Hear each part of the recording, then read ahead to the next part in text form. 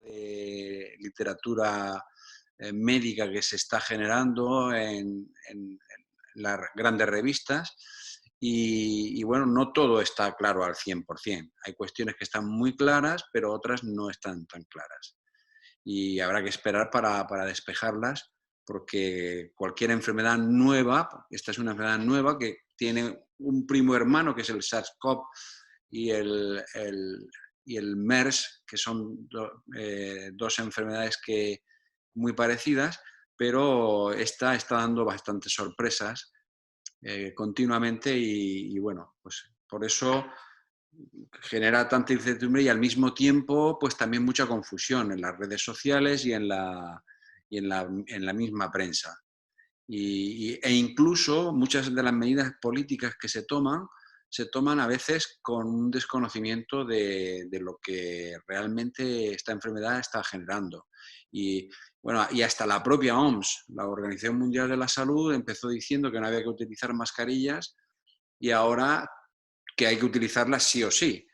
Y eso, pues que lo diga la OMS y no sea un político o no sea una institución o un médico, como yo, pues como digo, es el reflejo de la incertidumbre que genera esta enfermedad.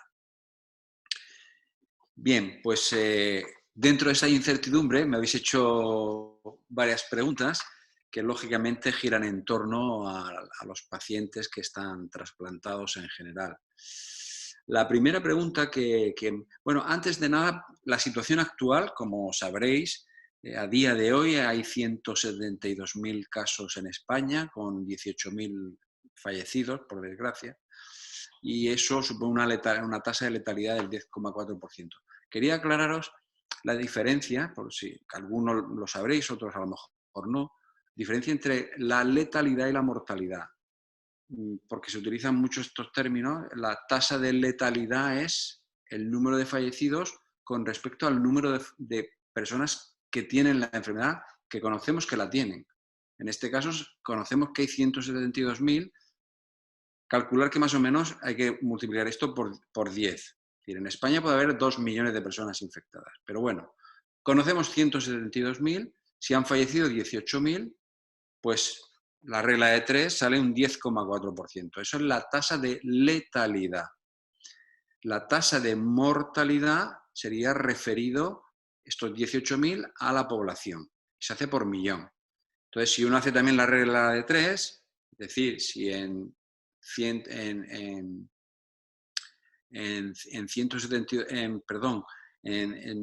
18.000 fallecidos entre 47 millones, pues por millón sale en España 383 fallecidos por millón, que es la tasa más alta del mundo. La más alta del mundo. Es decir, la mayoría de los países están entre los 50 y los 200, 200 y pico fallecidos por millón, y nosotros en España estamos en una tasa de mortalidad muy elevada. Bien, esta es la situación que tenemos. La primera pregunta que me hacéis es: ¿posibilidades reales de supervivencia de un trasplantado hepático al coronavirus? Mirad, datos en este momento, yo tengo el orgullo de que nuestra sociedad tiene en este momento los datos más amplios del mundo. Lo tenemos porque iniciamos un registro hace un mes y ese registro ha registrado todos los pacientes trasplantados hepáticos que han sufrido de coronavirus, igual que en la población general, que se ha declarado, es decir, que han acudido al hospital y o bien sabemos que le hemos mandado a su casa o bien les hemos atendido. Y nosotros tenemos ese registro, que en este momento no puedo dar datos porque todavía estamos haciendo un análisis de evolución, y os puedo decir que aproximadamente el comportamiento es parecido a la población general. Hay un sesgo, y es que en la población general mandamos más a la gente a casa, mientras que con los pacientes trasplantados somos mucho más exquisitos, y a veces en situaciones que en una persona no trasplantada la mandaríamos a casa, en un paciente trasplantado le dejamos ingresado. y por tanto la tasa de ingresos es mayor que en los pacientes de la población general, y el comportamiento clínico es muy parecido a la población general, muy parecido, aunque también es verdad, puedo decir que hay un ligero aumento en la mortalidad en los pacientes trasplantados hepáticos, que es de lo que yo estoy, del registro que estamos haciendo. Y bueno, entonces, por tanto, las tasas de supervivencia son parecidas, pero ligeramente menores. Hay una hipótesis, que es la que se está manejando porque hay un desconocimiento de lo que ocurre, y nosotros vamos a decir lo que ocurre con un gran número de pacientes, que insisto, no puedo desvelar en este momento porque es la serie más grande del mundo y estamos elaborando los datos y no quiero desvelar, porque todo el mundo está publicando con 10 casos, con 15 casos, con 20 casos, y nosotros tenemos una serie muy grande. Entonces, hay la hipótesis de que los pacientes trasplantados quizá el comportamiento es más benigno porque toman inmunosupresores. Y como saben, uno de los mecanismos por los que se produce una lesión importante en los pacientes trasplantados y que hace que, perdón, en la población, y es que vayan, afecta al pulmón y que luego incluso puedan morir, es lo que se llama la tormenta de citoquinas. ¿Esto qué significa? Que el virus genera una respuesta de las defensas del organismo de las personas tan intenso que libera una gran cantidad de sustancias inflamatorias y esto genera una lesión pulmonar importante.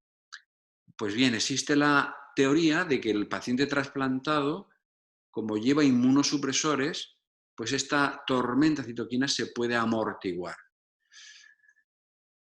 Esto es una hipótesis y es una teoría que con los datos que nosotros tenemos, no se confirma.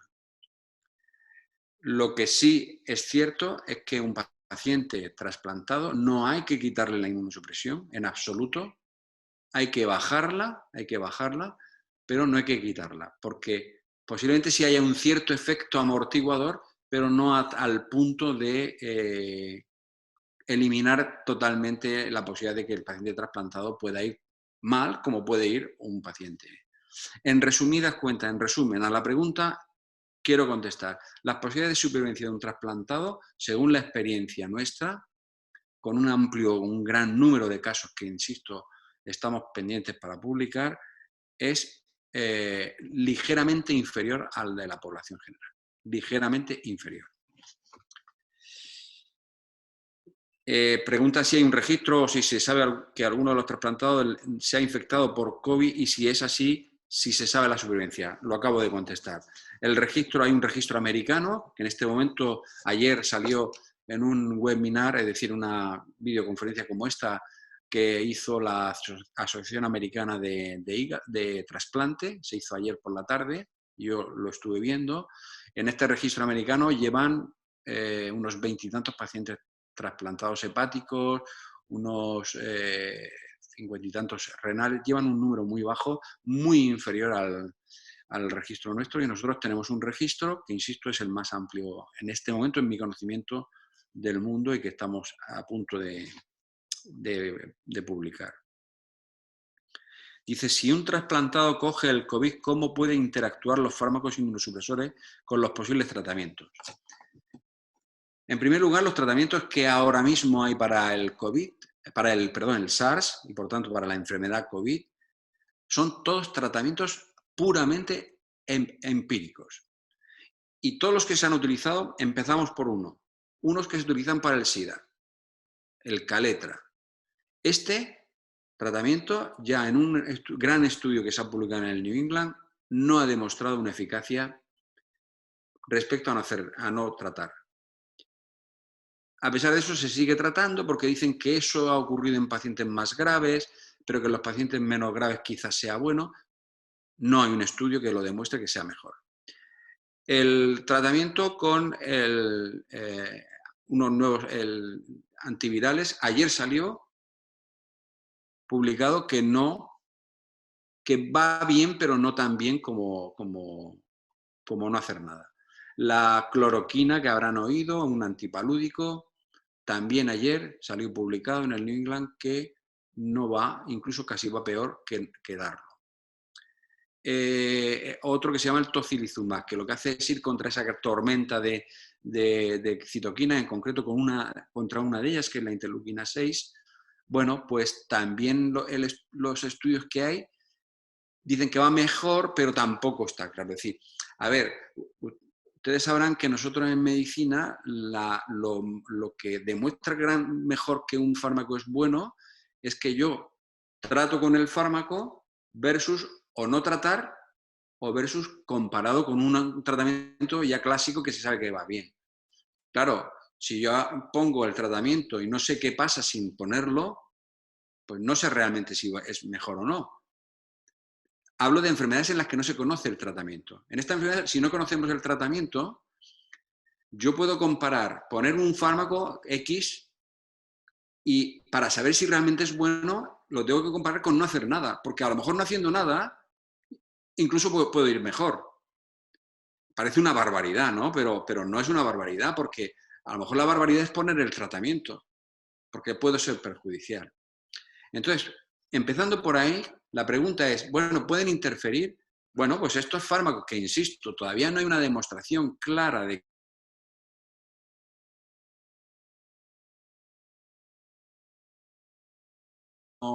si necesito un antibiótico para un antibiótico, si hay que intubar, etcétera, etcétera, que serían las medidas, digamos, habituales. Estos fármacos interfieren con la inmunosupresión. Tanto el antipalúdico como la acitromicina, que es un antibiótico, como por supuesto el caletra, todos ellos aumentan mucho, mucho, mucho los niveles de fundamentalmente ciclosporina y tacrolimus, que es el Advagraf o el Envarsus, o el Sandimún en el caso de la ciclosporina. Aumentan mucho los niveles y nosotros tenemos que controlar los niveles bajando las dosis y estar muy atentos, sobre todo con el caletra. El caletra es tremendo. El caletra toma uno 1 miligramo de Advagraf, que tiene unos niveles de 5 o 6, que eso lo saben ustedes, y yo me tomo un caletra y al día siguiente puedo tener unos niveles de 200. O sea, tengo prácticamente que dejar de dar el Advagraf o el Sandimún o dar dosis, vamos, homeopáticas. Dar hoy 1 miligramo y no dar otro miligramo hasta dentro de 10 días.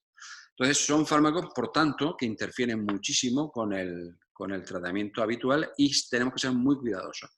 Por eso, especialmente en los trasplantados, tenemos que tener una seguridad mejor de que realmente el fármaco puede beneficiar. El fármaco que realmente se está viendo que está beneficiando mucho, pero en casos graves, que es donde está indicado, es el anticuerpo monoclonal contra la tormenta de citoquinas, que es el tocilizumab. ¿Vale? Es un anticuerpo que bloquea una de las citoquinas estas, que es la interleuquina 6, y parece que va bien, pero ¿va bien en qué casos? En los casos que están ya mal, que están intubados, con mucho problema pulmonar, etc. Y no parece que interfiera mucho. Cuarta pregunta, no sé si me estoy enrollando mucho. La cuarta, los antivirales como tratamiento del COVID-19 hacen el mismo efecto a una persona trasplantada que otra no trasplantada. Son pocos los casos de trasplante que podemos comparar con personas, pero de lo que conocemos y en la serie nuestra del tratamiento, la eficacia es similar. Y digo la serie nuestra, que es, insisto, una serie muy grande. Y es el tratamiento, está teniendo la misma eficacia que en los pacientes, en las personas no trasplantadas. Hay una quinta pregunta que es reiterativa. ¿Qué peligro corremos los trasplantados frente al coronavirus? Bueno, insisto, estar inmunodeprimido es un factor de riesgo mayor a día de hoy con lo que conocemos para el coronavirus. De tener el coronavirus es un riesgo mayor. Por tanto, lo que se está diciendo de medidas, pruebas, etcétera, que después, si quieren, me pueden preguntar. En esto hay una gran incertidumbre y polémica. Todo lo que sea estas medidas hay que extremarlas en los pacientes trasplantados porque el peligro es algo mayor que en la población general. Sexta, ¿las personas que han tenido virus C tienen más riesgos? No, no tiene nada que ver. Una persona que ha tenido el virus C y se curó, pues aquello quedó allí.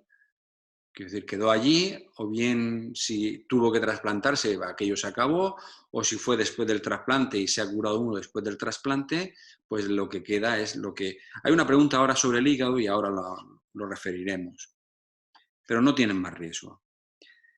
¿Cree necesario hacer una analítica a las personas trasplantadas para verificar si somos portadores o no del COVID? ¿Es posible que algunos lo hayan pasado? Entonces, ¿cómo se controla nuestra carga viral por si hay que tomar otras medidas? A ver, la cosa es muy simple. Aquí estaríamos todos trabajando, todos, o la gran mayoría, como ha ocurrido en Corea del Sur, si hubiera habido test para hacer test a todo el mundo. Es decir, aquí la pregunta ¿es necesario? Pues claro, y a nosotros, los sanitarios, nosotros que estamos ahí en la primera línea, que una compañera mía que conocerá José Ángel, que está ahora trabajando en trasplante, se infectó, estando los dos juntos, se infectó y yo no me infecté, pues no sé por qué debo ser de pueblo o por qué, pero ella se infectó y aquí el problema es que todo el mundo deberíamos saber si estamos o no infectados. Y de esa manera el que está infectado, confinamiento, y el que no está infectado, trabajando, produciendo y además alegre que va al trabajo. Pero como esto no se ha hecho, porque no hay test suficiente, porque no se ha previsto suficientemente, pues estamos como estamos, vamos tapando. ¿Y a quién habría que testar más? Pues a los que más riesgo tienen. Lo que están haciendo ahora, a las personas mayores, a los abuelitos nuestros, a los sanitarios, a los pacientes inmunodeprimidos. Si no hay test para todos, vamos a hacerlo en aquellos que tienen más riesgo. O bien los sanitarios porque podemos, ya no porque nos podemos infectar, sino porque podemos infectar, y a los abuelitos y a los inmunodeprimidos porque tienen más riesgo de poder tener una enfermedad más severa. Entonces, ¿se debería hacer? Sí, claro que se debería hacer, pero no se hace porque no hay test. Esta es la cuestión. Habrán oído ustedes que ha salido así escrito de que nosotros los sanitarios, si sufríamos una infección a los 7 días, a volver a casa si estábamos asintomáticos. Una locura. La octava pregunta. A causa de una transfusión me contagiaron el virus de la hepatitis C eliminado con tratamiento con interferón y ribavirina. Ahora soy un paciente cirrótico desde hace 11 años. De momento no ha hecho falta ser trasplantado. La pregunta es, ¿este virus puede afectarme al hígado? ¿Tengo que tener más cuidado que una persona sana? Ahora, últimamente ha habido algunas publicaciones que un poco recogen qué es lo que pasa en pacientes que tienen enfermedad hepática y el virus.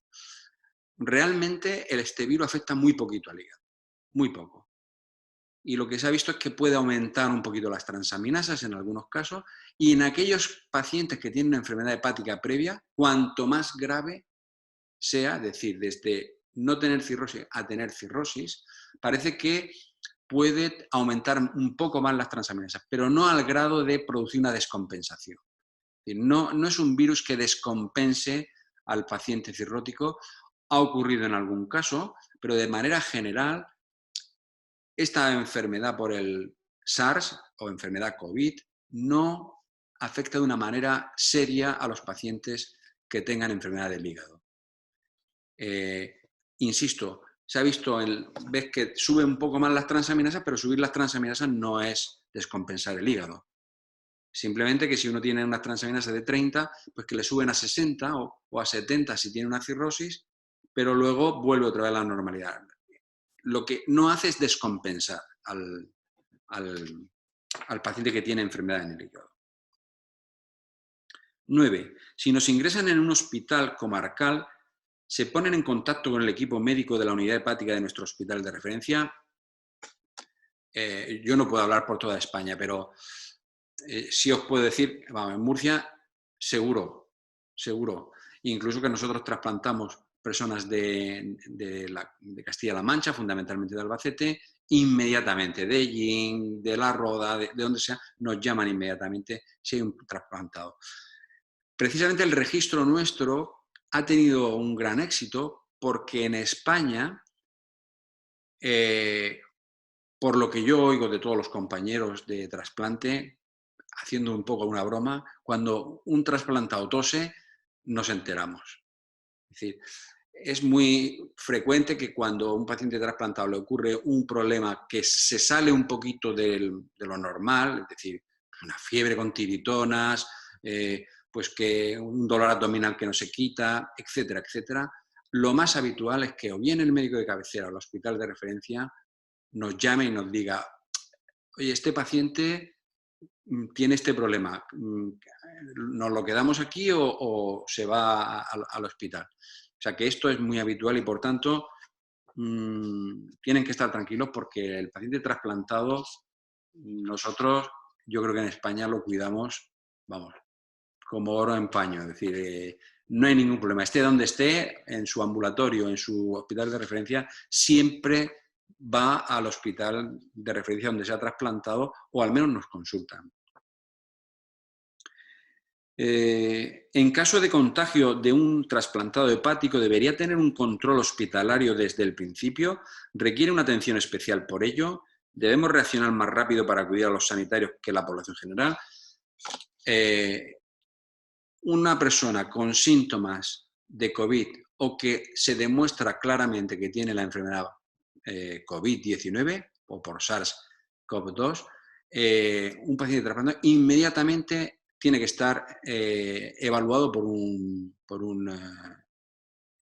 hepatólogo o un médico de referencia del hospital para decidir si ese paciente tiene que ingresar o tiene que quedarse en casa. Y si se queda en casa, no debe estar controlado solo por los servicios sanitarios que en este momento están establecidos, sino que tiene que estar controlado también por su médico. Nosotros, los pacientes que hemos ingresado, y de lo que la referencia que tengo en otros hospitales, los que han ingresado, evidentemente los vemos nosotros junto a los compañeros de infecciosa, y los que no han ingresado, nosotros los que hemos tenido han tenido que ingresar, pero en otros casos tienen un contacto telefónico diario con sus médicos de referencia. Por tanto, hay un control dual entre los servicios sanitarios habituales, que llaman por teléfono, como por ejemplo, pues una persona que tiene fiebre y tos seca, se puede quedar en casa y con paracetamol. Pero en este caso, al ser un trasplantado, nosotros diariamente llamamos y vemos cómo está el paciente y si hay cualquier mínima duda, inmediatamente lo referimos al... Así lo están haciendo todos los compañeros en España. Si no fuera así, me lo decís porque realmente sería una cosa muy rara. ¿Qué hacer si tenemos cita para revisión rutinaria del trasplante en estos momentos? ¿Vamos sin más o intentamos posponerlos, anularla? Pues mirad, esto en cada sitio se hace de una manera distinta. Yo hoy he pasado consulta y mañana paso consulta no presencial. Y nosotros tenemos establecido ahora mismo una consulta no presencial, lo que está citado hoy. Pues nosotros vemos una media de 20 enfermos. Una consulta no presencial requiere más tiempo, y entonces las hemos bajado a 12, pero bueno, pasamos más días. ¿Y qué hacemos?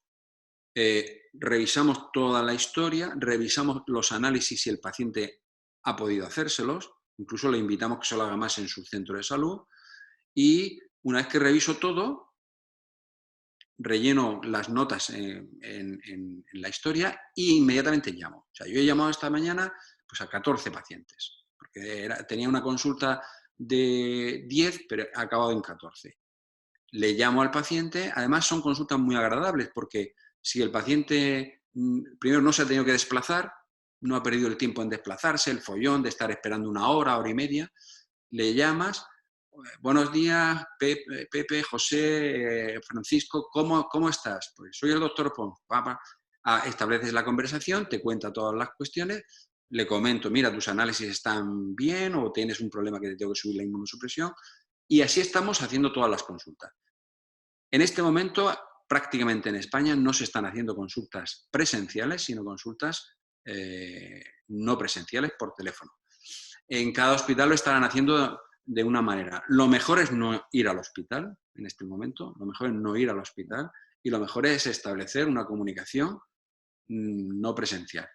Yo no puedo hablar por todos los centros, pero yo creo que ahí cada centro está estableciendo unas medidas para que esto ocurra de esta forma. Si ya hay una incidencia determinada, pues lo mejor es contactar. Si tenéis el teléfono del médico, bien, y si no, pues con vuestra mascarilla ir al hospital y contactar con vuestro... lo podéis hacer directamente, o si es un problema más banal, yo tengo décimas, por ejemplo, tengo 37,5, no me encuentro bien, no toso, pero yo no acabo de estar bien, ayer tuve un poquito de diarrea, bueno, pues lo consultan con el médico de familia y el médico de familia, si tiene dudas, que nos tiene que llamar a nosotros. Pero no hay que hacer consultas presenciales a día de hoy. Y si tenemos que acudir a realizar alguna prueba, ecografía analítica, placas, pues en este momento lo mejor es hacer analíticas en el centro de salud. Y lo que son este tipo de pruebas, pues ponerlas, salvo una urgencia, porque haya una sospecha, yo qué sé, pues un paciente recién trasplantado, que hay una sospecha que puede tener la vía biliar un poquito cerrada, pues en ese caso sí. Pero si son pruebas rutinarias de control, lo mejor también es posponerlas. Posponerlas significa no acudir al hospital. Lo mejor es no ir al hospital. Y no ir al hospital, pues porque en este momento el hospital es un lugar donde se sabe que posiblemente el porcentaje de portadores de COVID es mayor que en la población general, porque estamos en contacto, y lo mejor es evitar eso. Hacerte una ecografía hoy, dentro de un mes. Si estamos hablando de una ecografía rutinaria, es mejor hacerlo posteriormente. De cualquier manera, de manera individual, cada uno tiene que verlo con su médico. Pregunta número 13. Si alguno tuviésemos la desgracia de contagiarnos en el COVID, ¿cómo deberíamos actuar? Ir directamente al hospital, llamar y que nos indiquen qué especificaciones tendríamos que hacer en la llamada sobre nuestra situación de trasplantados e inmunodeprimidos. Si nos dicen que debido a los síntomas debemos de quedar confinados en casa, ¿cómo actuaremos? ¿Deberíamos hacer caso o, dada nuestra especial situación, deberíamos acudir al hospital independientemente de lo que nos digan? Bueno, yo creo que esto lo hemos comentado antes, de que una persona trasplantada que se demuestre que tiene la enfermedad COVID-19 lo debe saber su médico de referencia especialista. En este caso, su hepatólogo tiene que saberlo, sí o sí, y él tiene que tener control, si no diario, prácticamente al menos 2 veces, 3 veces a la semana según la evolución, tiene que tener control. Y insisto, cuando uno le ocurra, porque esto empezaría porque una persona de pronto en casa se siente que no se encuentra bien, le da fiebre, o puede tener un poco de diarrea o tos. Esto es lo que ocurriría. ¿Qué tiene uno que hacer? Lo primero, llamar a los servicios sanitarios para decir lo que le ocurre. Funcionando no bien, sino funcionando de una manera rápida, lo normal es que, si es sospecha, se desplacen a ver que el paciente le hagan la prueba y vean si es positivo o no. Y si es positivo, inmediatamente hay que contactar con estos servicios sanitarios. Posiblemente no tengan el contacto, pero ustedes sí pueden tener el contacto, la mayoría, a través de la secretaria, el auxiliar, el administrativo, como sea en cada hospital, y nosotros tenemos que saberlo. Sí o sí, de manera inmediata, porque nosotros tenemos que decidir si son subsidiarios de ingresar o no. Insisto, el porcentaje de ingresos en los pacientes trasplantados ha sido mayor porque somos más estrictos, no porque necesiten más ingresos. Yo, por ejemplo, un paciente que vino hace poco con diarrea y unas décimas y que se encontraba cansado, no tenía ganas de comer. Bueno, esa persona en otras condiciones hubiera dicho, váyase a casa, hidrátese bien, tómese paracetamol, haga una dieta astringente y vamos viendo. Pues no, nosotros le hemos ingresado. Preferimos estar más tranquilo, que estamos viendo ahí todos los días, que hay una enfermería que le dé 24 horas y somos más estrictos. Por eso digo que el trato al inmunodeprimido, en nuestro caso, pero yo creo que en general es mucho más severo. Pregunta 14. ¿Deberíamos procurar una visita anticipada a las previstas para, como aquel que dice, hacer una apuesta al día o es mejor alguna otra acción? No, no hace falta. Es decir, no hay que hacer nada. Hay que seguir igual que siempre y, vuelvo a insistir, ante la sospecha de un problema y seguir las consultas. Es decir, lo que nosotros no hemos hecho aquí en Murcia, pero que, insisto, cada hospital se estará organizando de una manera, lo que no hemos hecho es suspender consultas. Las hemos espaciado. O sea, insisto, si yo hoy tenía 20, pues yo he visto hoy nada más que 12, porque es que es imposible hacer consultas telefónicas revisando la historia, escribiendo, llama por teléfono, explica las cosas. Es mucho más lenta la consulta. Pero los otros 10 que tenía que ver hoy los voy a ver mañana. Y mañana que tenía otros 20, pues los 10 de los 20 de mañana voy a ver 10 el jueves y otros 10, si no el viernes, el lunes que viene. Pero las consultas continúan y, por tanto, no hay que poner ninguna apuesta al día. Hay que hacer la revisión normal y, lo que ya he repetido, ante la mínima sospecha, confirmada o no confirmada, conocimiento por parte del médico de trasplante. 15. Los trasplantados hepáticos en edad escolar hasta bachillerato, que pueden ser llamados a clase, debería tener en cuenta su situación con el fin de buscar una solución para no hacer necesaria su incorporación, si fuera el caso. A ver, la incorporación a la escuela se va a producir cuando prácticamente ya no haya confinamiento y la curva de infecciones sea muy baja. Es decir, ahora mismo la curva de infecciones estamos hablando de los casos nuevos cada día. Si hoy tenemos esto, ya tenemos que estar aquí, al día siguiente tenemos que estar aquí y aquí, y cuando ya la curva prácticamente esté abajo es cuando teóricamente se abrirían los colegios. Por tanto, y cuando se abra, no los colegios, sino cuando se empiece a decir que la gente salga, va a ser con mascarilla. Todo el mundo con mascarilla. Después hablamos, si quieren, de las mascarillas.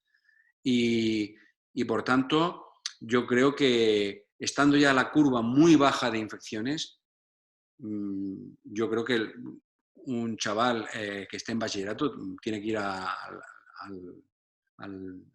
instituto igual que cualquier otra persona, porque, insisto, vamos a estar con una baja tasa de infecciones en la población. Entonces, es una opinión personal. Yo creo que puede ir con su mascarilla como todos los demás y con sus medidas que son la mascarilla y la higiene de las manos. Porque si no, no creo que los institutos, si ya ahora mismo no están preparados para hacer enseñanza por internet, aulas virtuales, imagínense hacer enseñanza virtual personalizada solamente para algunas personas. Y luego, aparte, el inconveniente de algunas personas que, por desgracia, no tienen la capacidad económica ni siquiera para tener un ordenador. Que hoy han calculado que aproximadamente, he oído en la radio, que estaba en torno a un 30% de personas, de chavales que no tienen capacidad para tener un ordenador. No tienen la suerte que estamos teniendo nosotros ahora para... Entonces, yo creo que sí podrían ir, porque estaríamos en una fase muy, muy, muy de descenso de la infección. 16. Debería tenerse en cuenta individualmente, en caso de ordenar la reincorporación, una demora de los trabajadores activos con inmunodepresión al no estar en las mismas condiciones que los no afectados. Vuelvo a decir lo mismo. Si estamos hablando de la incorporación escalonada, es decir, ahora, por ejemplo, que hay determinadas profesiones que se puede hacer y que ahora todavía estamos con unas tasas de infección en la población todavía altas. Hoy, por ejemplo, en Murcia, haciendo unos test que se han hecho de estos test rápidos que son de anticuerpos, han calculado que aproximadamente un 30% de los casos han sido positivos. Pero probablemente a casi el 60% de la población esté infectada. Entonces, en este momento, yo creo que una persona trabajadora inmunodeprimida no debería ir a trabajar. En el momento que ya haya una apertura total a la población, como ha pasado en China, donde se inició el problema, que ya no había casos ni de muertos ni de casos nuevos, prácticamente había un caso al día o ninguno, en ese caso, pues igual, claro, se va a trabajar, igual que todo el mundo. Pero en este momento, considero que todavía la tasa de infección es alta y el paciente inmunodeprimido es un paciente de riesgo y, por tanto, no debería ir. Pero ya saben que eso no lo decidimos los médicos, lo deciden los servicios de inspección y los servicios. Pero nosotros, evidentemente, haríamos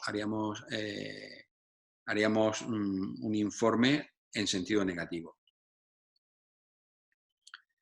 17. Una vez que se quite el estado de alarma y se pueda salir a la calle, teniendo en cuenta que somos una población vulnerable en cuanto al riesgo de contraer infecciones, ¿hasta dónde es necesaria la mascarilla y cuál de ellas es la que deberíamos utilizar?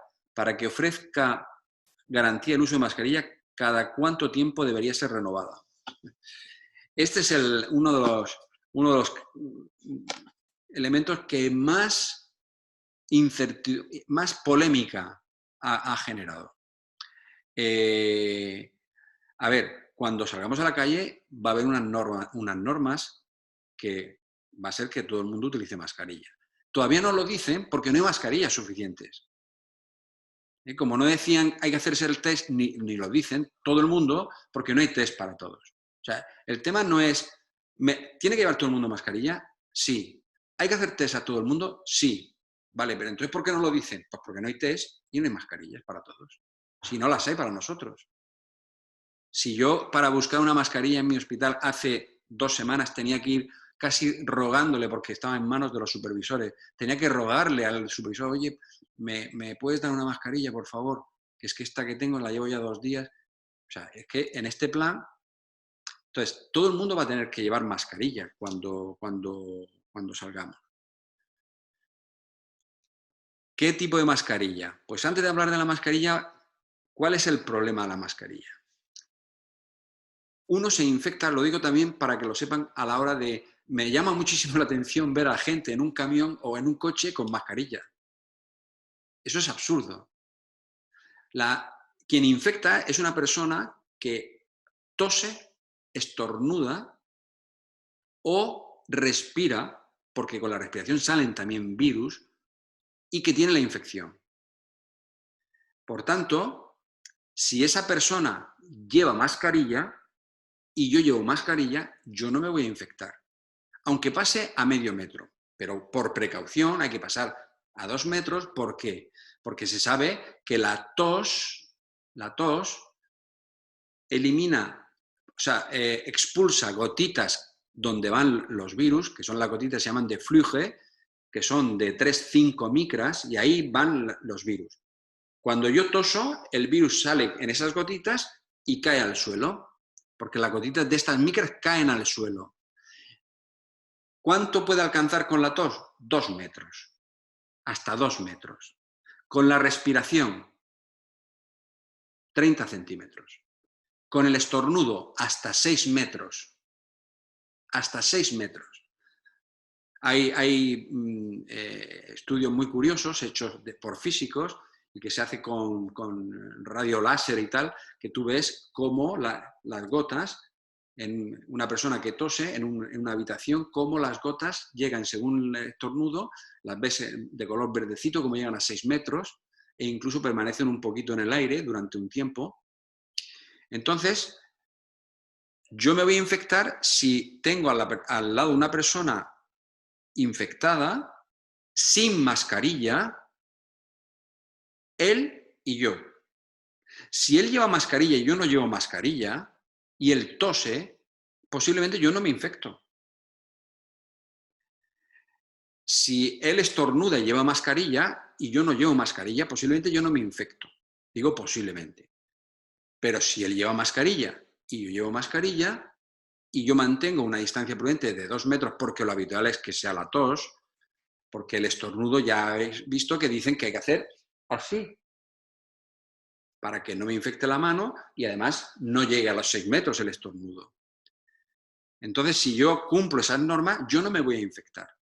Porque yo no me infecto porque me toquen. Me infecto porque me toque si esa persona ha tosido en la mano y además viene y me da la mano a mí y yo luego con la mano cojo y me toco el ojo. Entonces, hay que entender un poco el mecanismo para no obsesionarse con el tema este de la mascarilla. Fíjense que la OMS decía al principio, no hay que llevar mascarilla.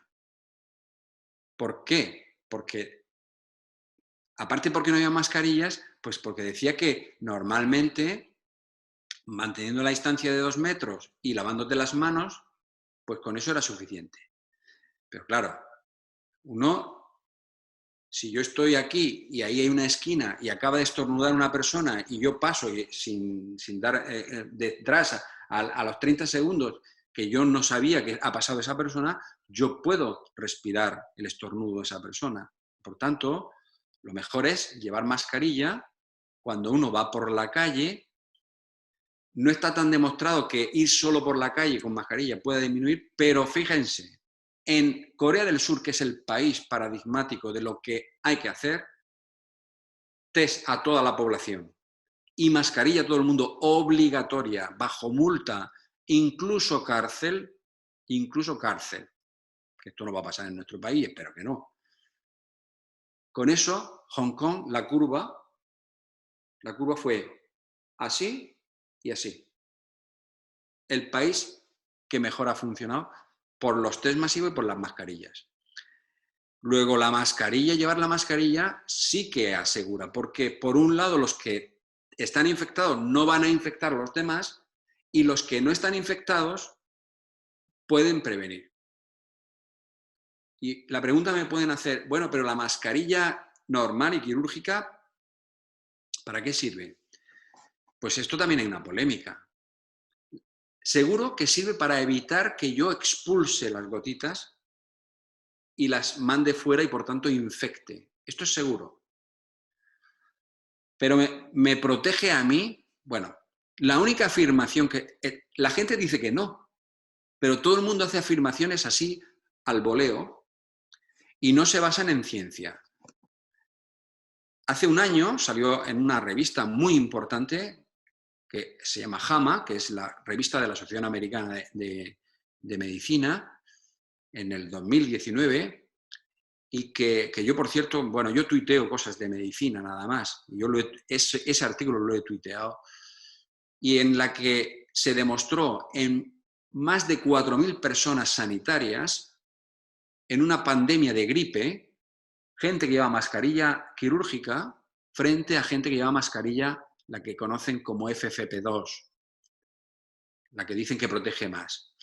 Bueno, el porcentaje de gripe que cogieron los que llevaban mascarilla quirúrgica fue del 7%, perdón, del 8%, y los que llevan la FFP2, la más protectora, fue del 7%. La gripe se transmite igual que el coronavirus. Nosotros no podemos saber qué pasa con las mascarillas actualmente con el coronavirus porque no se han hecho estudios. Solamente podemos basarnos en cosas que se han hecho con la gripe y con otros virus. Entonces se sabe que la mascarilla quirúrgica impide también el paso de virus hacia adentro. No lo hace como la FFP2, pero es suficiente como para proteger. Y lo que está claro es que si yo llevo mascarilla y todo el mundo lleva mascarilla, pues al final el grado de protección es total. Entonces, con una mascarilla quirúrgica la pregunta es, ¿puedo contagiar? Generalmente no. ¿Puedo evitar que me contagien?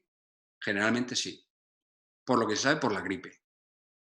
Y en este sentido, las recomendaciones de la OMS y ahora del Centro Europeo de Control, que es el CDC europeo, el Control Disease europeo, que sería el Instituto de Control de la Prevención de Enfermedades en Europa, aconseja llevar mascarilla tanto para evitar ser contagiado como para contagiar.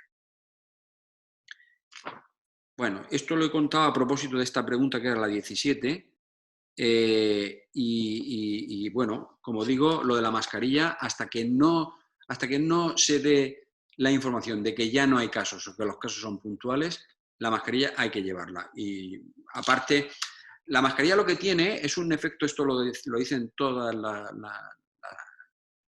todas las agencias de salud, tiene un problema que es un problema psicológico. Y es que cuando uno lleva la mascarilla tiene sensación de protección, se siente como protegido. Y al final uno puede dejar de hacer cosas que son tan o más importantes que la mascarilla, y que es el lavado de manos, ¿vale?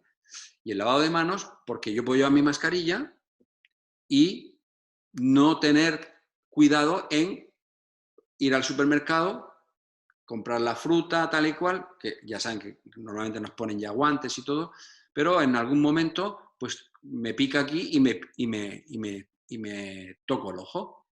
Bueno, pues entonces ni mascarilla ni nada, ya he roto totalmente la norma.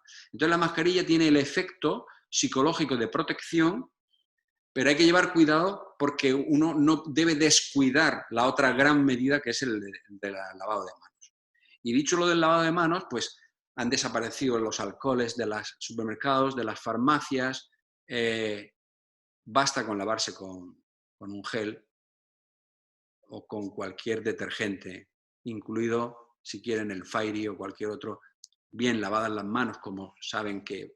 Ya creo que aprender a lavarse las manos es una de las cosas que hemos aprendido en esta epidemia. Ya todo el mundo sabe todos los movimientos, así, ya todo el mundo lo sabe y eso es lo que hay que hacer. Vale. ¿Cómo van a afectar las medidas después del confinamiento a los trasplantados a la hora de retomar las consultas hospitalarias, ir a recoger la medicación, farmacia hospitalaria? Nada, insisto, yo creo que cuando se acabe el confinamiento, se va a acabar cuando baje, el confinamiento total se va a quitar cuando baje la incidencia de casos nuevos y que por tanto sepamos que prácticamente va a quedar enfermos residuales y por tanto la capacidad de infección va a ser muy baja y lo que hay que ir es con la mascarilla y hacer vida normal, con mascarilla por el momento, pero vida normal. En otoño, todos los trasplantados, esta es la pregunta 18, nos ponemos la vacuna de la gripe, 2 dosis, y el neumococo, y este año también lo tenemos que hacer. ¿Cómo va a afectar el COVID en este sentido y en un posible repunte? Nada, no afecta para nada. Es decir, si uno está sin enfermedad, en ese momento uno se puede vacunar, sin ningún problema. Es decir, que el que haya pasado... Y si uno tiene el COVID o hay una epidemia de COVID, en ese momento es mejor no vacunarse porque ponerte la vacuna y luego caer enfermo puede interferir. Pero si ya no hay en ese momento enfermedad, hay que vacunarse igual que siempre. ¿Sería aconsejable previa una consulta médica para aquellos pacientes que lo precisen? Aconsejar una ayuda de un profesional, psicólogo o psiquiatra para gestionar la vuelta a la normalidad que puede ser larga. A ver, yo creo que esto nos va a afectar a todos y lo peor de todo, primero es el que le afecte la salud y se haya puesto muy malito o pueda fallecer. En segundo lugar, la consecuencia económica, porque yo creo que quedarse sin trabajo, pues esto es una desgracia muy inmensa. Y lo tercero, lo psicológico por haber estado confinado un tiempo. Pues la ayuda psicológica tendrá que ser, no va a ser institucional, no esperen que a nivel institucional haya apoyo psicológico, ni para ustedes ni para nosotros, que nosotros también lo estamos pasando regular. Aquí en Murcia un poquito menos, pero en Madrid, en Barcelona, en algunas zonas de Castilla-La Mancha, la verdad es que ha sido y es como una guerra y la gente lo ha pasado muy mal. Y yo creo que el apoyo psicológico para aquel que lo necesite, pues lo tendrá que hacer. Lo tendrá que hacer para volver a reencontrarse con la vida normal. Pero a nivel institucional no creo que vaya. Será una cosa puntual. Aquella persona que realmente le haya afectado de una forma importante, o porque haya tenido un fallecido, o porque haya tenido una persona enferma muy grave, o porque se haya quedado sin trabajo, pues lógicamente tendrá que tener el apoyo. Y nosotros en ese sentido lo que haga falta. Ayudaremos en lo que haga falta. La pregunta 20 es, cuando se abra el confinamiento, si tal como dice el gobierno será gradual y en función del riesgo de cada colectivo, nosotros tendremos que esperar a ser los últimos. Bueno, yo creo que aquí el gobierno no va a establecer, lo va a establecer como ahora, ¿no? Por servicios esenciales, no esenciales, no lo va a establecer por poblaciones de mayor riesgo o menor riesgo. Es decir, que vuelvo a decir lo mismo de antes. Yo creo que ustedes en este momento Y además me está surgiendo incluso la cuestión de si nosotros como sociedad deberíamos decir algo. Lo que pasa es que cuando nosotros decimos algo que tiene que ver con cuestiones laborales, sirve de poco. Sirve más el certificado médico personal de que yo diga, esta persona tiene un cuadro de inmunodepresión debido a la medicación y, por tanto, dado que ahora todavía no está retirado el confinamiento completo, consideramos que no debe incorporarse al trabajo por el riesgo mayor de infección y de mayor riesgo de morbilidad, que significa de más complicaciones. Pues esto hay que hacerlo ahora, pero cuando se abra totalmente, vuelvo a decir lo mismo, me repito mucho, y es que ya el grado de infección va a ser tan bajo en la población que no hay una excusa para decir, no, es que yo como soy inmunodeprimido, no, yo quiero incorporarme cuando ya, vamos, es que no haya ni un solo caso, pero tampoco, eso no creo que haya una justificación para eso. Pregunta número 21. Por el hecho de ser pacientes crónicos, ¿tenemos acceso a test o material como las mascarillas con prioridad sobre el resto de la población? En caso afirmativo, ¿cómo se podría gestionar? No hay en este momento una prioridad establecida para nadie. La primera prioridad tendría que haber sido para nosotros, y digo para nosotros porque nosotros, aunque estemos confinados, vamos a trabajar a la trinchera. Y entonces, si no ha habido prioridad para nosotros, no va a haber prioridad para nadie. Aquí es cuestión de que haya o no haya mascarillas. Y no considero que nadie vaya a poner una prioridad por sectores, porque eso sería además muy complicado, ¿no? A los inmunodeprimidos también, pero a los que tienen quimioterapia también, a los que se han operado y están convalecientes también. Esto es imposible. O sea, esto es Pregunta 22. Últimamente he escuchado que el COVID-19, insisto, al decir el COVID-19 es como decir el virus, no es el COVID-19, el SARS-CoV o la enfermedad COVID-19. También puede manifestarse con manchas en la piel, llagas en la boca, ¿es cierto? Si es así, ¿son síntomas o secuelas del COVID? Bueno, llagas en la boca como cualquier enfermedad vírica, pero lo que se ha descrito y que lo habrán visto por las redes sociales es una lesiones, sobre todo en personas jóvenes, en las puntas de los dedos, sobre todo los pies, y que se llama acroisquemia. Acro es partes distales, isquemia porque hay una falta de riego sanguíneo. Se ven con unas lesiones azuladas como una falta de circulación, y esto se ha descrito en personas jóvenes. Eso es una cosa muy rara, es una manifestación muy rara, se da en muy pocos casos, no les puedo decir en este momento el porcentaje, pero es una cosa muy, muy puntual y que se ha visto más en chicos y chicas jóvenes. ¿Es verdad que un gran número de personas que han sido infectadas por el COVID como secuela padecen fibrosis pulmonar? De ser así, ¿los trasplantados hepáticos tienen más riesgo si se infectan de padecer fibrosis pulmonar? No hay información sobre ese particular.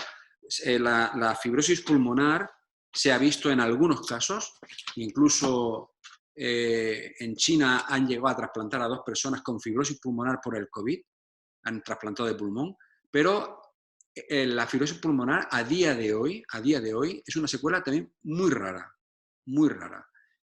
De hecho, si uno hace una búsqueda fibrosis pulmonar, si nosotros buscamos, COVID y fibrosis pulmonar, te encuentras 10 artículos nada más. Cuando uno busca cualquier enfermedad te salen 2000. Entonces, es una cosa muy poco frecuente. La mayoría de las personas se recuperan normal, pero sí es verdad que en algunos casos han visto fibrosis pulmonar. Son tan pocos que en el ámbito del trasplante no. Y en la serie que nosotros tenemos, a día de hoy, no hemos visto ningún caso, pero la fibrosis pulmonar se daría más a medio plazo. Es decir, una vez que te has recuperado, pues continúas con que no respiras bien, parece que me falta un poquito el oxígeno, que cuando subo las escaleras me canso y entonces le haces un TAC y ves que tiene fibrosis. Y eso ocurre a lo mejor al cabo del mes, 2 meses, 3 meses. Y no tenemos todavía tiempo para saber si eso va a ocurrir o no va a ocurrir. Pregunta 24, que es la última de las escritas. Debido a las circunstancias que estamos viviendo, solo se está trasplantando a las urgencias 0, preferentes y pediátricos. ¿Se tiene en cuenta la necesidad de disponer de más UCIs? Bueno, es una condición sine qua non.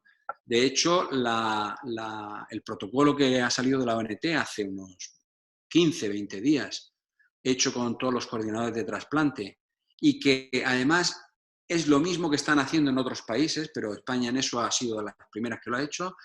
El trasplante, tienes que tener por un lado en cuenta la gravedad del enfermo y por otro lado la disponibilidad de UCI. Saben que la donación en España ha bajado como en todo el mundo, la curva ha hecho así, de 7, 8 donantes diarios a un donante diario, 1 o 2 donantes.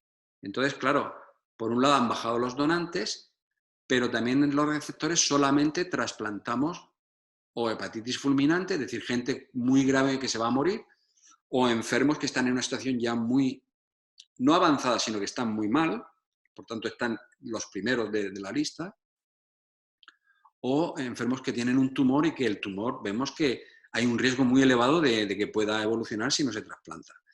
Pero tenemos en la balanza las dos cosas. Por un lado, la gravedad del paciente. Por otro lado, tenemos que no hay tantos donantes para tanta gente en este momento. Y por otro lado, tenemos que tener una UCI con disponibilidad. Yo no puedo trasplantar teniendo la UCI, como hace unos días en Murcia, 30 enfermos en la UCI y 2 camas que habían libres en la UCI. Yo no puedo hacer un trasplante salvo que sea un enfermo muy grave, porque primero, no voy a tener camas y segundo, tengo un riesgo muy alto, aunque esté en otra zona, de que esa persona se pueda infectar. Entonces, teniendo en cuenta eso, hay un protocolo y con ese protocolo pues es con el que estamos actuando. Como todo, uno puede decir, hombre, es que eso es injusto porque es que así se puede morir más la gente en la lista.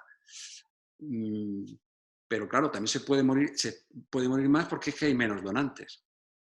Y también se puede morir más porque es que ahora mismo estamos en una guerra y en la guerra se muere más gente. Y al que le toca le ha tocado, al del COVID o al que está en lista de espera o también al que está en lista de espera quirúrgica para operarse de un tumor, que ahora mismo no hay cirugía programada porque los quirófanos y las zonas de reanimación están todas reservadas. En el momento de la crisis más grande han estado reservadas para los enfermos de COVID. O sea, los enfermos de COVID se han llevado a toda la sanidad. Así es la situación. Bueno, pues espero no haber echado muchas mentiras, que me hayan creído y se hayan enterado sobre todo de lo que he ido contando de las preguntas. Y ya pues estoy dispuesto a todo el interrogatorio que consideren oportuno. Vale. Yo tengo aquí un par de preguntas que me han pasado, si vale, las hago, por si después alguno tiene alguna otra más duda, pues que la haga. Hay una que es sobre todo de los niños y dice que los niños se supone que tienen menos, ¿no?, afectación de esta enfermedad. Sí. Esto es positivo, pero me preguntan que si es también aplicable a los niños trasplantados. Porque claro, son niños, tienen menos incidencia, pero están trasplantados, tienen una inmunosupresión, entonces... No hay información al respecto. Es decir, la información que hay es de niños en general. Yo, por tener aquí, pues aquí de 0 a 9 años, prácticamente en China casi no ha habido enfermos. En España, de 0 a 9 también las series son muy pocos niños. Es decir, en los niños afecta menos y de una manera más benigna. La información que hay es globalmente. En trasplantados, si hay poca y escasa información en adultos, imagínense en niños. No hay prácticamente información a ese respecto. Solamente uno puede sacar una conclusión de que seguramente será más leve como ocurre en los demás niños, pero no existe información. Vale. Uno o dos cosas, niños y vacunas. Preguntan que si se sabe si se sabe ya algo sobre las vacunas, si serán posibles en breve, y si esas vacunas también serán disponibles una vez que existieran hacia los niños. Claro, las vacunas son para todos, las vacunas son para todos. Las vacunas, hay previsto que para un año va a haber vacuna casi con toda seguridad. En este momento, lo que sabemos, o sea, la información positiva viene de que infectando, antes de la vacuna, ¿no? Infectando a monos, los Macacus rhesus, se han infectado a monos y después se ha visto que desarrollan anticuerpos que son protectores, porque después le vuelves a poner, le vuelves a infectar y no se infectan ya. Pero metiéndoles cantidades inmensas, millones y millones de virus a través de la nariz y de la garganta y desaparecen en 24 horas. Protegen totalmente, la infección protege totalmente según la experiencia en monos. Experiencia en humanos.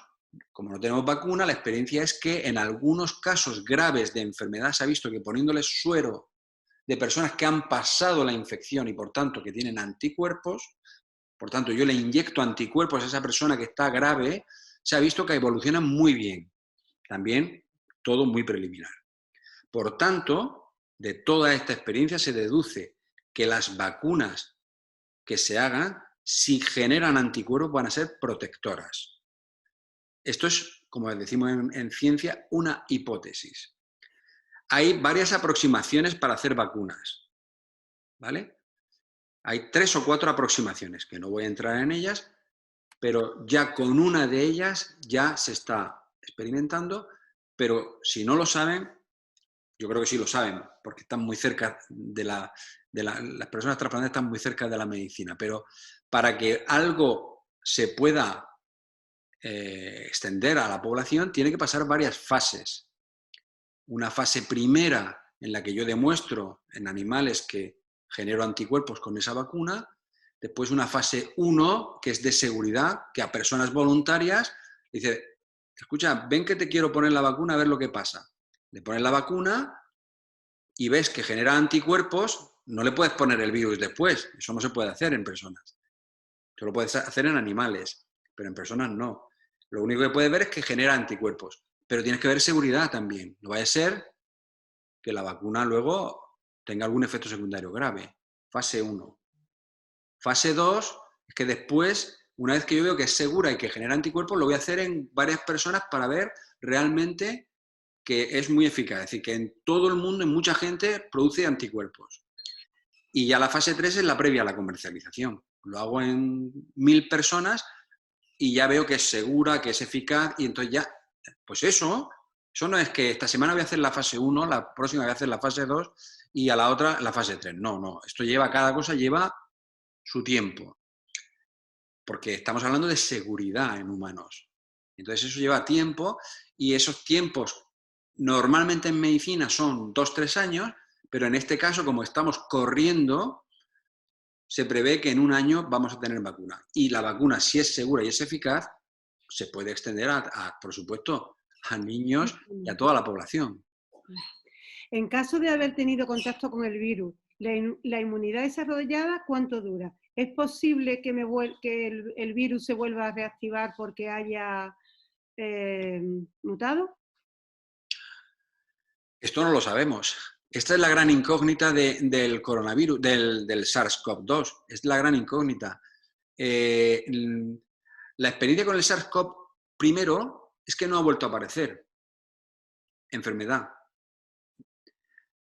Pero no sabemos si este virus va a mutar y va a producir, se va a comportar como la gripe, que saben que la gripe, todos los años hay que vacunarse con vacunas distintas porque va cambiando. No lo sabemos lo que va a pasar con este virus. Esta es una de las grandes incógnitas y de los grandes problemas de este virus.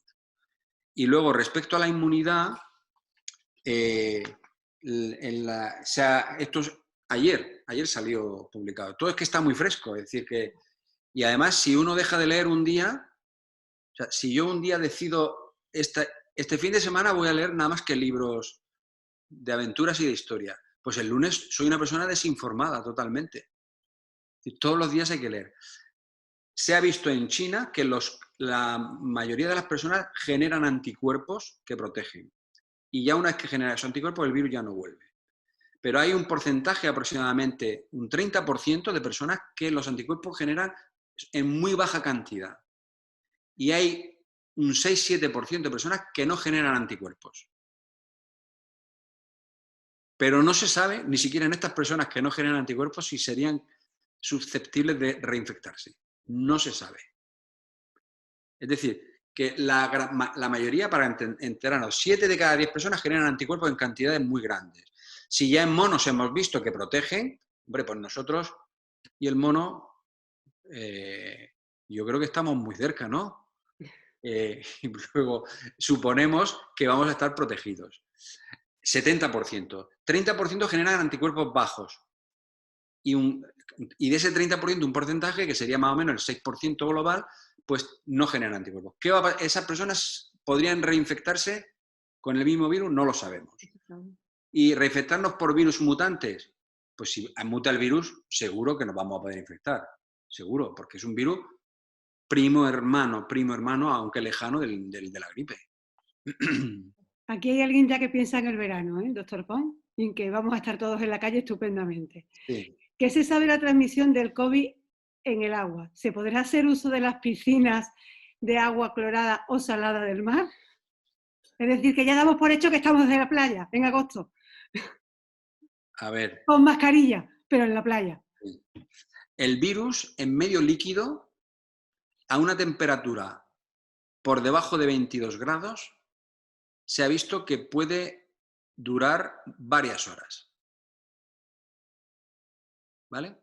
Por tanto, si hay infección COVID girando por el mundo, en una piscina, teóricamente podría uno adquirir Lo que ocurre es que una piscina es tan grande que la dilución sería tan grande que sería muy difícil. Otra cosa es un vaso de agua, ¿vale? Pero este virus, por cierto, esto del calor, el virus se elimina, baja hasta 1000 veces por encima de los 70 grados. Aproximadamente con 30 grados baja pues unas 100 veces, pero olvídense de que uno, si hace gárgaras con agua caliente, etcétera, etcétera, todo esto son tonterías. Es decir, el virus se mantiene muy bien en bajo grado, es decir, a 4 grados en el frigorífico puede estar un montón de horas mantenido. Ya no digamos en objetos puede estar hasta 72 horas, en acero, en plástico, etcétera. Pero lo único que lo elimina es muy termosensible, pero termosensible es 70 y tantos grados. Que alguien intente tomarse un vaso de agua de 70 y tantos grados, que además no va a eliminar, porque el virus, cuando está en la garganta o en la nariz, él ya está dentro de las células. Y es tontería todas estas cosas de vapores, aguas, todo esto son tonterías de las redes sociales que no... Yo le hago la última y si alguien quiere añadir algo, que sea por favor breve, que lo llevamos ya mucho tiempo cogiéndole su hora. Sobre la limpieza, ¿qué se debe hacer de los productos que vamos a comprar en el supermercado? ¿Cómo se debe limpiar? ¿Cuánto tiempo dura el virus? ¿Es necesario lavar toda la fruta con lejía? A ver, hay un listado en el Ministerio de Sanidad, en una de las recomendaciones hay un listado de productos, pero básicamente diluyendo lejía con agua, en una pequeña cantidad que normalmente es pues en una palangana o en un grande, pues un medio vaso de lejía. Con eso se puede limpiar todas las superficies y luego lo de la fruta y todo esto, bueno, no le puedo contestar exactamente. Yo creo que la fruta lavándola con agua es más que suficiente, pero ahí sinceramente no tengo una respuesta al tema de la fruta. Vale, ha pasado una pregunta. Las personas con factores de riesgo más altos son cardiovasculares y diabéticos, según el informe epidemiológico del RENAVE. ¿Es así en la práctica clínica? Fíjese si es tanto en la práctica clínica que a mí me tienen confinado en consultas por tener una hipertensión leve y tener más de 60 años. Entonces, no me dejan pasar planta porque se ha considerado dentro del sistema sanitario que las personas de riesgo, de mayor riesgo, que tengan menos contacto con... A ver, es cierto que la hipertensión, los problemas cardiovasculares, la diabetes son factores de mayor riesgo. Esto se ha visto en la serie más grande que se publicó en China, que todas estas personas, como en otras enfermedades, tienen más riesgo de mortalidad. Especialmente las personas con problemas cardiovasculares y hipertensas, porque lo han relacionado con la toma de antihipertensivos. Ahora han oído mucho hablar de esto, de tomar los IECA o los ARA2, el olmesartán, cualquier medicamento de estos, porque dicen que abre más la puerta por la que entra el virus. El receptor, es decir, la cerradura por la que entra el virus, pues parece que aumenta más en las personas que tienen problemas cardiovasculares. Tanto por tomar medicación, como también por el mero hecho de tener hipertensión, pues, insisto, esa puerta en la que se acopla el virus parece que es mayor y, por tanto, el riesgo de infección y de enfermedad más grave es mayor. Es una teoría. Lo que es cierto, aparte de esa teoría, es que las personas con enfermedades cardiovasculares y diabetes tienen más riesgo de complicaciones y de poderse morir. Eso es cierto totalmente. ¿Los vacunados contra el neumococo estamos más protegidos? No. No. No, vamos, no es una afirmación. Nunca en No, medicina 2 y 2 son 4. claro. No, eso se lo digo yo a todos los pacientes. Digo, es la ciencia matemática donde, curiosamente, 2 más 2 son siempre 7. Eso lo digo yo siempre. Pero fíjese, en Australia se está haciendo un experimento con una vacuna de la tuberculosis, la BCG, aquella que hacía la cicatriz, porque tienen la hipótesis de que vacunando de la tuberculosis, lo están haciendo con más de 3.000 personas, el riesgo de infección es muchísimo menor. No se sabe bien por qué, es una hipótesis que hay que demostrar, es una teoría, pero decir lo del neumococo pues no está demostrado. Por tanto, yo he dicho no, pero es falso, no lo sé, es la respuesta. Vale. ¿Alguien tiene se le ha quedado alguna pregunta en todo este tiempo que lo ha contado todo tan específicamente, que diga, tengo que hacerla porque tengo esta duda y es importante? ¿O dejamos que Creo que José Ángel estaba levantando la mano. Sí, a ver, buenas tardes, José Antonio, de nuevo. José Antonio. He levantado la mano. Buenas tardes, José Antonio. Buenas tardes. A ver, esta mañana, como yo estoy retirado del mundo mundano, estoy en el campo, y aquí si no era a través de las redes sociales, no te enteras de nada. Había un artículo que he leído donde había una cosa rara, y era que se decía, ¿cómo es posible que en China, cuando solamente Wuhan estaba infectado y una provincia limítrofe, estando a 1.200 kilómetros, Pekín, no había sido infectado, y el virus había bajado más de 8.000 kilómetros al resto de países? ¿Cómo puede ser eso, José Antonio? Bueno, sobre eso he visto cuestiones sobre ese particular que entran más en el mundo ya de la política, de la estrategia, hablando de que como si fuera una teoría que lo han confinado allí y desde allí han dejado que la gente salga y lo extienda por otros sitios. Desde luego, si nos olvidamos de intrigas, que no hay que olvidarse nunca, porque las intrigas existen y sobre todo en el mundo de la gran política, pero aparte de las intrigas, lo que parece, las primeras medidas que se tomaron en la zona de Wuhan, como en toda China, hay un periodo que es justo en enero, donde se produce una gran migración de personas de un lado para otro. Y están los trenes a tope, los autobuses a tope, y la gente se desplaza, no sé bien por qué, pero lo vi un día en un reportaje de la 2, es una cuestión, todo el mundo va a ver a su familia, es como algo, como nosotros aquí, pues celebramos la Semana Santa, algo de este tipo. Y esto ocurría justo en esa época. Entonces, como los primeros casos aparecieron a final de diciembre, las autoridades chinas bloquearon absolutamente toda la región. Pero bloqueada, cuando los chinos bloquean, no es como cuando bloqueamos aquí. Que un policía te dice, usted no puede pasar por aquí y uno se despecha con el policía. O sea, allí bloquear significa bajo riesgo de que te den una leche o te metan en la cárcel. De hecho, ha habido zonas de China donde a gente se le metía a la cárcel por... Entonces, hicieron un bloqueo completo de toda esa zona. De hecho, ese bloqueo, que está, vamos, está documentado, ha servido para una hipótesis que salió hace un mes en la revista Science. La revista Science es la revista, junto a Nature, más importante del mundo de la ciencia. Y en esa revista, debido a ese movimiento bloqueado, calcularon aproximadamente la gente asintomática, o sea, la gente que estaba infectada de manera asintomática, que aproximadamente es del 80% de la gente que tiene esta infección. Y entonces lo hicieron en base a ese bloqueo. Por tanto, en China lo que ocurrió, a la pregunta que tú dices, es que, según se cuenta, que este gran bloqueo de toda esa región fue el que provocó que no se extendiera a Pekín y a Shanghái, las grandes ciudades más importantes de China. Que, por cierto, se han preguntado alguna vez cómo es posible.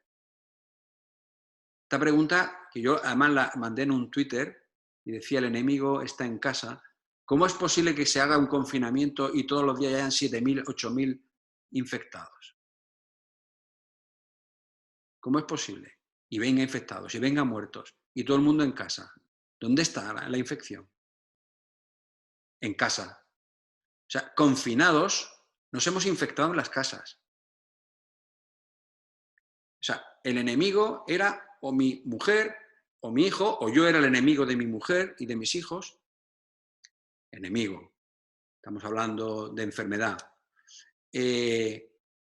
Porque un 80% de la enfermedad COVID es asintomática. Y aproximadamente el resto, es decir, un 20%, entre un 15 y un 20%, es la que se ha producido con síntomas. Y los asintomáticos son los que han infectado a los demás, estando en las casas. Y esto en China, pues se hizo un cálculo aproximado y se vio estas cifras que yo he dicho, porque pudieron estudiar bien, al estar confinada toda la población, pudieron hacer este estudio. Esta es la teoría, más allá de si tema político. ¿Alguna pregunta más? Pues muchas gracias, José Antonio, por la respuesta. Yo pregunta ninguna porque creo que está todo muy bien explicado. Simplemente dar las gracias al doctor por tener su tiempo para dedicarnos a nosotros, a pesar de todo lo que ya tiene el régimen hospitalario. Muchas gracias. No, para mí ha sido un placer y un relax estar aquí hablando con vosotros. El placer nuestro es siempre el hablar con nuestros pacientes. Además, con esa capacidad didáctica para nosotros.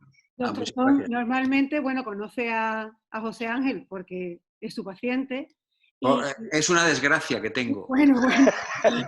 Y luego, pues quizás ha tenido más relación conmigo en las reuniones, ¿no? ¿Qué tal? Ahora, bueno, pues ya me alegra un montón que haya podido ponerle cara al resto de todos los representantes, de cuando yo en Sevilla fui y di un poco las chapas y os regañé un poco a todos de las cosas que bueno, que pedíamos, que nos gustaría, pues bueno, que les conocieran las caras y que vieras que bueno, que ellos al final son los que están a pie del cañón en los hospitales, dando consejos, ayudando con los enfermos y intentando echar una mano en lo que puedan. Bueno, para si mí no hay ninguna pregunta, yo darle las gracias en nombre de todos, de verdad, agradecerle un montón que haya estado este tiempo aquí con nosotros. El aplauso hoy de las 8 yo personalmente se lo voy a dar a usted y a todos los equipos de trasplante que siguen aquí. Y bueno, y a Paloma, que está aquí. Y nada, que lo mismo que le pedimos, yo siempre, sabe que se lo he dicho en las reuniones, igual que lo hemos reñido, también hemos dicho siempre que estamos aquí, que nos usen, que receten asociación, que se acuerden de nosotros y que estamos para echar una mano en lo que haga falta. Muchísimas gracias y nada, espero que el objetivo de esta reunión se haya cumplido y de verdad es un placer muy grande para mí el haber estado aquí con vosotros. Muchas gracias. Pues nada, muchas gracias, doctor Pons y Paloma, gracias.